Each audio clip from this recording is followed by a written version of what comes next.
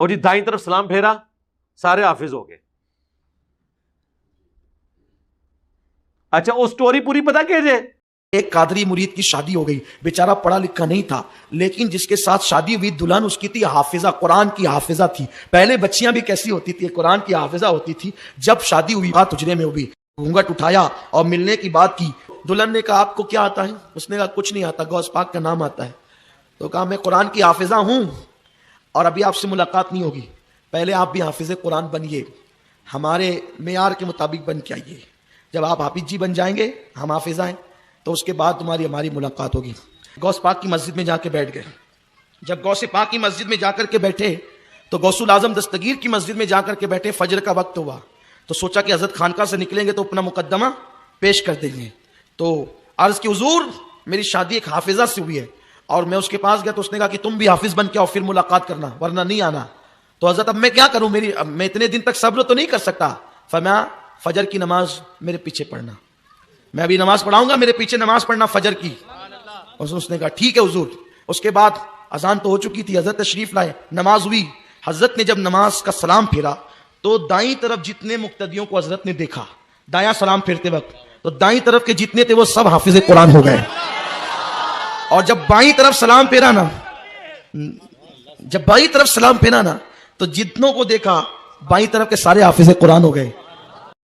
ایک خاوند درد بڑی کہانی ایک خاوند کی ہے جو مرید تھا ایک بابا جی کا. اس کی جب شادی ہوئی تو اس کی بیوی جو ہے وہ حافظہ تھی. اس نے کہا میں تینوں نیڑے نہیں لگن دینا جو تک تو بھی حفظ نہیں کرتا. تو ٹائم قیامت آ گئی. یہ میں کیا وہ گھبرایا ہوا جو ہے نا وہ بابا جی کے پاس پہنچا. بابا جی بابا جی بابا جی.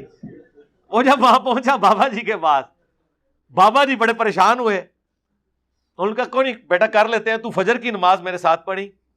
تو فجر کی نماز جب انہوں نے پڑھی تو کہتے ہیں دائیں طرف سلام پھیرا تو سارے ہی حافظ ہو گئے. یعنی وہ سارے اس قابل ہو گئے کہ اب وہ حفاظ لڑکیوں کے ساتھ شادی کر سکتے تھے. اور بائیں طرف پھیرا تو سارے ناظرہ ہو گئے, وہ ناظرہ کے ساتھ شادی کر سکتے.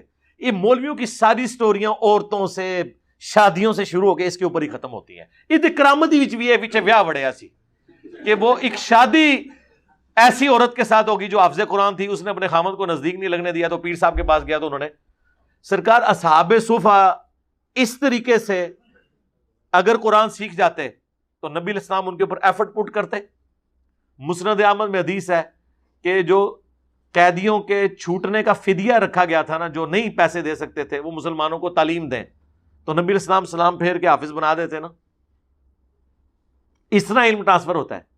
جب ہم یہ کہتے ہیں وہ کہتے ہیں جناب ہمارے بزرگوں کا مذاق اڑاتے ہیں. بھئی بزرگوں کا مذاق تو آپ خود اڑواتے ہیں نا جب آپ اس قسم کے کلیم کرتے ہیں.